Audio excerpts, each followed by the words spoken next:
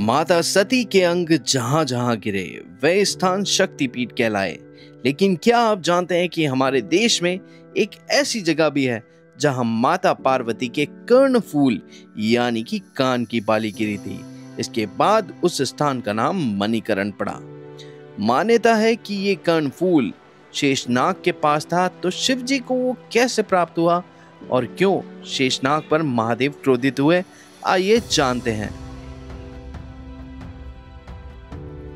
मणिकर्ण भारत के हिमाचल प्रदेश के कुल्लू जिले के बुंतर से उत्तर पश्चिम में पार्वती घाटी में व्यास और पार्वती नदियों के मध्य बसा हुआ है। ये मंदिर समुद्र तल से 1760 मीटर की ऊंचाई पर स्थित है। यह स्थान हिंदुओं और सिखों का भी तीर्थ स्थल है। भाई प्रकृति के नज़ारे देखिए आप।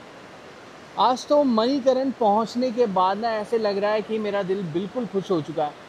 जब आपको इस तरह का मौसम मिले, इस तरह की वादियाँ मिले और कल कल बहती है नदी भाई, और वो देखो वो जो है ना, वो जो पानी बह रहा है ना, वो एकदम गर्म कुंड में से बह रहा पानी, और उसी के ऊपर है ये मंदिर, मणिकरण साहिब मंदिर।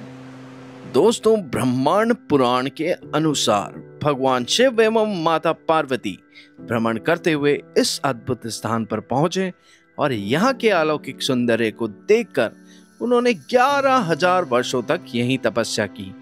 एक बार जल क्रीड़ा करते हुए माता पार्वती के कान के आभूषण की मणि नदी में गिरी और पाताल लोक में समा गई।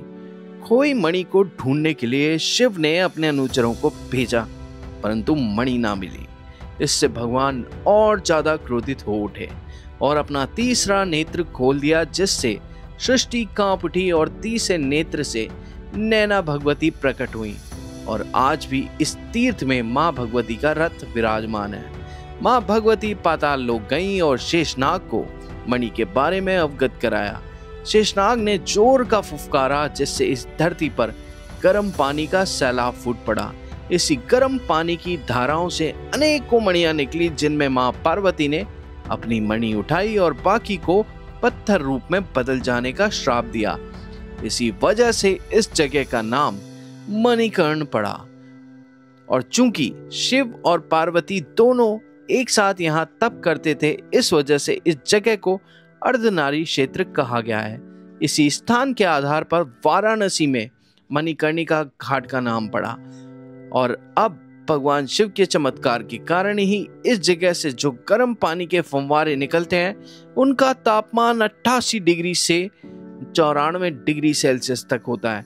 कहते हैं कि इस गर्म पानी में स्नान करने से जन्म जन्मांतर के पाप तो धुलते ही हैं और साथ ही शारीरिक विकार भी खत्म हो जाते हैं। देखो, ये जो आप शहर जैसा बसा हुआ देख रहे हो ना, यही मणिकर्ण है। और ये गुरुद्वारा के और मंदिर के आसपास ही पूरे गेस्ट हाउसेस, लॉजेस, होटल्स आदि बने हुए हैं। जो भी भक्तगण यहाँ आते हैं, श्रद्धालु आते हैं, वो यहाँ पे आराम से रुक सकते हैं।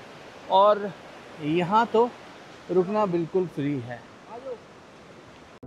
दोस्तों, इसी मंदिर के थ्रू आप गुरुद्वारा श्री मणिकरण साहिब भी जा सकते हैं और मणिकरण साहिब के द्वारा ही आप इस मंदिर में भी आ सकते हैं। अब ये कितना बड़ा आस्था का प्रतीक है, आप सब लोगों को मैं इसकी हिस्ट्री बता चुका हूँ।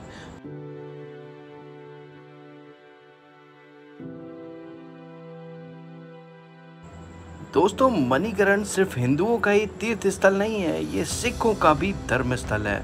और हिंदू और सिखों का ऐसा सम्मिलित समागम आपने शायद ही पहले कभी देखा हो।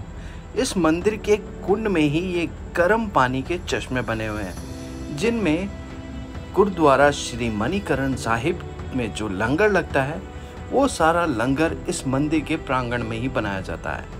होता ये है कि बड़े बड़े मटकों में चावल, दाल एटसेट्रा भर करके इस गर्म कुंड में रख दिया जाता है। और इस गर्म कुंड के कारण ही वो सारे चावल, दाल और जो भी लंगर का प्रसाद होता है, वो सारा पकता है और यहाँ बनने वाले प्रसाद को ही लंगर के रूप में गुरुद्वारा श्री मणिकरण साहिब में परोसा जाता है। अब हिंदू धर्म और सिख धर्म का क्या विशेष समागम है, आपको देखिए।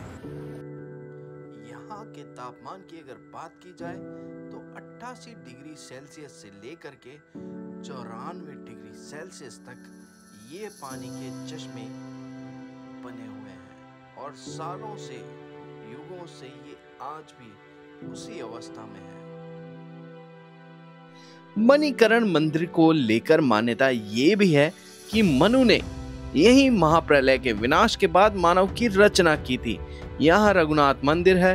कहते हैं कि कुल्लू के राजा ने अयोध्या से भगवान राम की मूर्ति लाकर यहाँ स्थापित की थी। इसके अलावा इस स्थान पर स्थापित शिव जी के मंदिर में कुल्लू घाटी के अधिकतर देवता समय समय पर अपनी सवारी के साथ यहाँ आते रहते हैं। क्या एक नदी में दो तरह का पानी आना पॉसिबल है? मैंने तो सोचा भी नहीं था कि कभी ऐसा हो सकता है, मगर मणिकरण आने के बाद में आज मैंने पहली बार इस चमत्कार को देखा है, जहाँ पे एक तरफ गर्म पानी बह रहा है और दूसरी तरफ एकदम बर्फीला ठंडा पानी बह रहा है। और ये है मणिकरण साहिब और यहाँ पे है मणिकरण मंदिर। बहुत ही भव्य शैली का ये मंदिर है, माता पार्वती और भगवान शिव का, और सामने स्वयं नंदी भगवान विराजमान है। मणिकरण के रास्ते में चलते चलते आपको इतने सारे मंदिर देखने को मिलते हैं कि पूछिए मत। और इन छोटी छोटी गलियों से हम सामने से आए हैं। ये रघुनाथ जी मंदिर और ये नैना भगवती मंदिर है। बहुत प्राचीन शैली में बना हुआ ये मंदिर है। और नैना भगवती जो है भगवान शंकर के तीसरे नेत्र से उत्पन्न हुई हैं।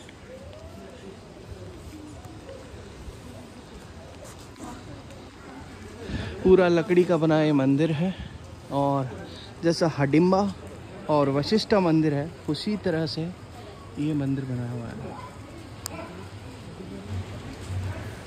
ये प्राचीन मंदिर भगवती नैना माता का है और अगर आप मणिकरण आते हो तो भगवती नैना के दर्शन जरूर कीजिएगा, क्योंकि ये भगवान शिव के तीसरे नेत्र के कारण उत्पन्न हुई है।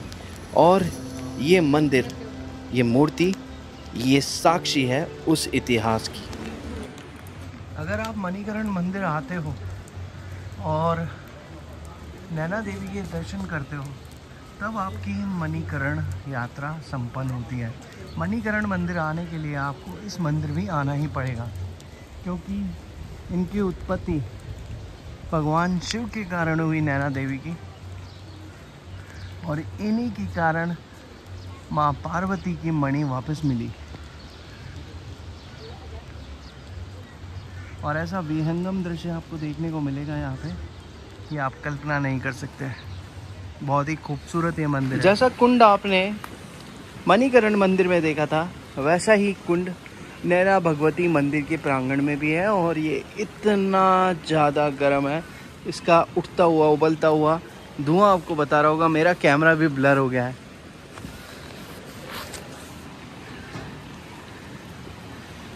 ये है नैना भगवती मंदिर और ये है प्राचीन मंदिर श्री रघुनाथ जी महाराज मणिकर्णिका।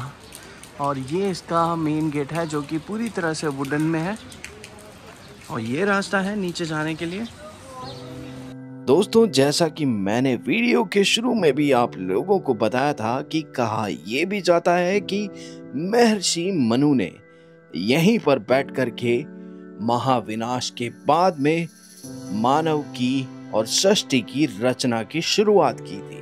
तो मणिकरण अपने आप में एक अमर कथा है और हर एक हिस्सा इसका अपना खुद परिचायक है। ये मंदिर बहुत ही खूबसूरत तरीके से बनाया गया है और जितने भी हिमाचल के देवता हैं वो मानो यहाँ पे खुद अपनी उपस्थिति दर्ज कराने आते हों, ऐसी यहाँ की गाथा है। यहाँ के स्तंभ, कलाकृतियां इत्यादि मानो चिल्ला चिल्ला करके अपनी कहानी को, अपने इतिहास को स्वयं बता रही हो। ये संरचनाएं, ये कलाकृतियां, ये मूर्तियां एक विशेष हिस्सा है सनातन धर्म का, जो कि युगों पुराना है। और ये इमारत उसी की एक अद्भुत मिसाल है। हर एक कोने से देखने पर आपको ये लगेगा कि मानो ये तो जीवंत है, मानो ये हमें खुद अपनी कहानी और इतिहास स्वयं बता रही हो। तो अगर आप मणिकरण आ रहे हैं तो इस मंदिर को भी जरूर देखिएगा।